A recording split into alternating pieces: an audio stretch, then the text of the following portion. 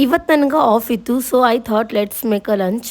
So ಇವತ್ತು ನಾನು ಲಂಚ್ಗೆ ಪಾಲಕ್ ಪನ್ನೀರ್ ಮಾಡ್ಕೊಂಡು, ಸೊ ಹೆಂಗೆ ಮಾಡ್ಕೊಂಡು ನೋಡೋಣ ಬರ್ರಿ. ಫಸ್ಟಿಗೆ ಒಂದು ಮಿಕ್ಸಿ ಒಳಗೆ ನಾನು ಸ್ಟೀಮ್ ಆಗಿರೋ ಪಾಲಕ್ ಮತ್ತು ಮಸಾಲ ಎಲ್ಲ ಹಾಕೊಂಡಿದ್ದೆ ನೋಡ್ರಿ. ಸೊ ಇದೇ ಮಿಕ್ಸಿ ಒಳಗೆ ಗ್ರೀನ್ ಚಿಲ್ಲಿನೂ ಹಾಕೊಳಕತ್ತಿದ್ನಿ. ಮತ್ತು ಇದನ್ನ ನಾವು ಫಸ್ಟ್ ಮಿಕ್ಸಿ ಮಾಡ್ಕೊಳ್ಳೋನು. ಮಿಕ್ಸರ್ ಕ್ಯಾಪ್ ಸಿಗ್ವತ್ತಾಗಿತ್ತು, ಅದಕ್ಕೆ ನಾನು ಜುಗಾಡ್ ಮಾಡಿ ಒಂದು ಪ್ಲೇಟ್ ಹಾಕೊಂಡು ಟ್ರೈ ಮಾಡ್ತೇನೆ ಇದು ಮಾಡಕ್ಕಂತೇಳಿ ನೋಡೋಣ.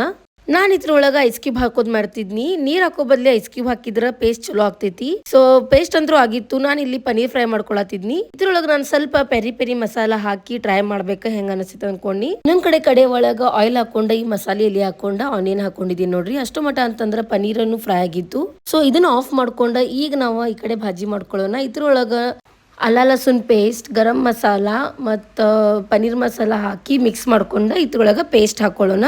ಈ ರೆಸಿಪಿ ಟೋಟಲಿ ನಂದಿರ್ತೈತಿ, ಗೊತ್ತಿಲ್ಲ ಹೆಂಗೆ ಮಾಡ್ತಾರಂತ. ಬಟ್ ಇದು ನಾನು ಟ್ರೈ ಮಾಡಾಕತ್ತಿದ್ನಿ. ಇದ್ರೊಳಗೆ ನಾನು ಸ್ವಲ್ಪ ಕಸೂರಿ ಮೇಥಿ ಆ್ಯಡ್ ಮಾಡ್ಕೊಂಡು ಪನ್ನೀರ್ ಆ್ಯಡ್ ಮಾಡಿದ್ನಿ ನೋಡ್ರಿ. ಭಾಜಿ ಅಂತೂ ರೆಡಿ ಆಗಿತ್ತು. ಸ್ವಲ್ಪ 5 ನಿಮಿಷ ರೆಸ್ಟ್ ಮಾಡಕ್ಕೆ ಬಿಡ್ಬೇಕು ಅನ್ಕೊಂಡು, ಬಟ್ ನಾನು ಉಪ್ಪು ಹಾಕೋದ ಮರೆತು ಬಿಟ್ಟಿದ್ನಿ.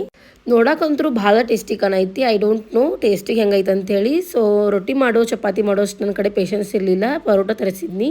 So it's time to taste ಅಂತೂ ಸೂಪರ್ ಆಗಿತ್ತು. ಮತ್ತೆ ಸಿಗೋಣ. Bye, take care.